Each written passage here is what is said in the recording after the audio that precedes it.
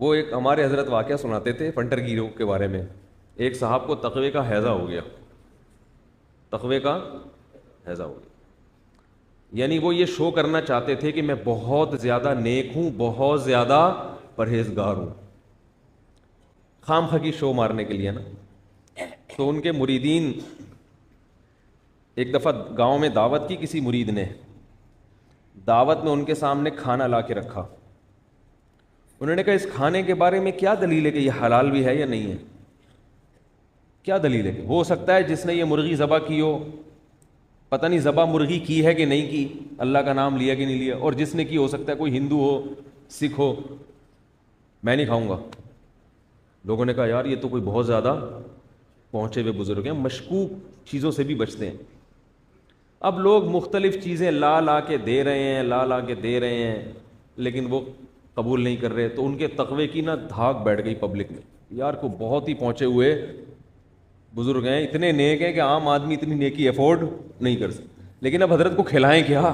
مسئلہ سارا یہ ہے, مسئلہ سارا یہ ہے کہ حضرت کو کھلائیں, بھوک بھی لگ رہی ہے. تو خیر انہوں نے کئی چیزوں کو ریجیکٹ کر دیا, یہ ہے, یہ فلانا ہے, یہ یوں ہے, پتہ نہیں یہ کیا ہے, پتہ نہیں یہ کیا ہے.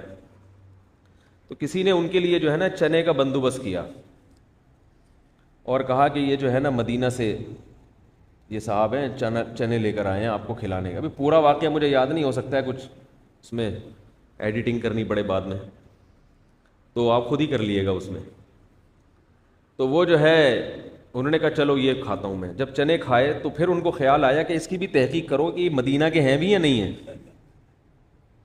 فنٹر گیری نا.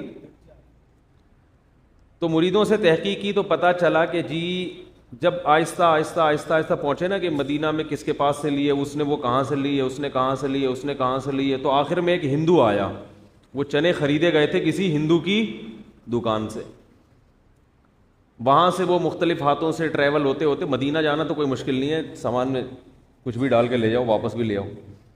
لوگ کہتے ہیں نا مدینہ سے جائے نماز لے کر آئے ہیں, کراچی سے جاتی ہے مدینہ, وہاں سے واپس ادھر آ جاتی ہے.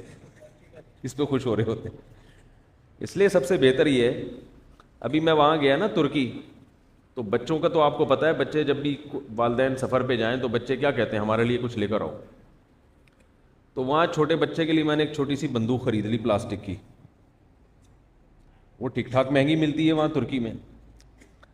دوسرے کے لیے میں نے نہیں خریدی, یہ سوچ کے کہ دونوں کے لیے بندوق صحیح نہیں ہے, ایک کے لیے بندوق تو دوسرے کے لیے کچھ اور لے لیں گے دوسرے کے لیے. لیکن وہ بیگ اتنا بھر گیا کہ اب اس میں جگہ ہی نہیں. اب میں پریشان کہ یار اب میں اگر مزید بچوں کا کوئی کھلونا خریدتا ہوں تو الگ سے بیگ چھوڑو, ٹوپی کرا دیں گے بچے کو, کراچی پہنچ کے ٹوپی کرا دیں گے.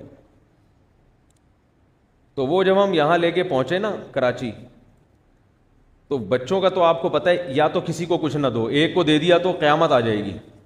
وہ ایسا تباہی مچاتے ہیں نا بچے.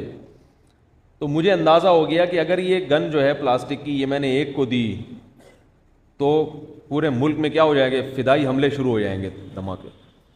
یعنی ملک سے مراد ہمارے گھر میں کچھ بھی ہو سکتا ہے. تو ایسے موقع پہ انسان کیا کراتا ہے, ٹوپی کراتا ہے.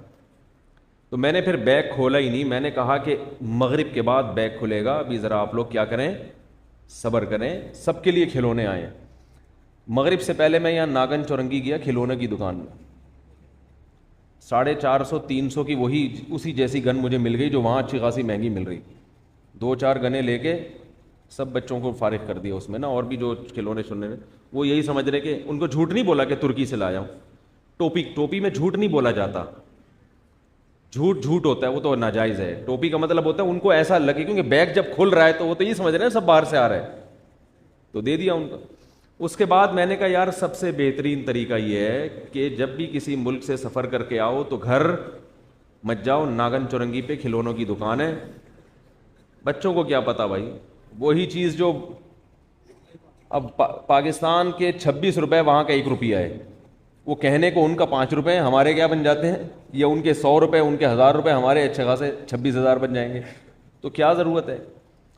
تو یہ سب کو اس طرح سے آپ ٹوپی حج اور عمرے کے موقع پہ کرا سکتے ہیں.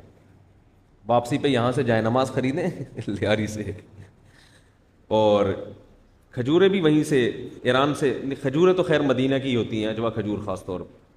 اچھا خیر بات یہ چل رہی تھی کہ وہ جب تحقیق ہوئی ہے تو پتہ یہ چلا کہ بھائی وہ کسی ہندو کے پاس گئے، بھائی تمہارے کہاں سے ملے؟ تو اس نے کہا اصل میں ہمارے گاؤں میں ایک سور تھا، اس نے یہ چنے کھا لیے تھے، تو میں نے اس کو مار کے اس کے پیٹ سے نکالے ہیں اور ان کو دھو کے میں دکان پہ بیچ رہا ہوں۔ تو جو زیادہ فنٹر گیری کرتا ہے نا، اس کے ساتھ پھر ایسا ہوتا ہے۔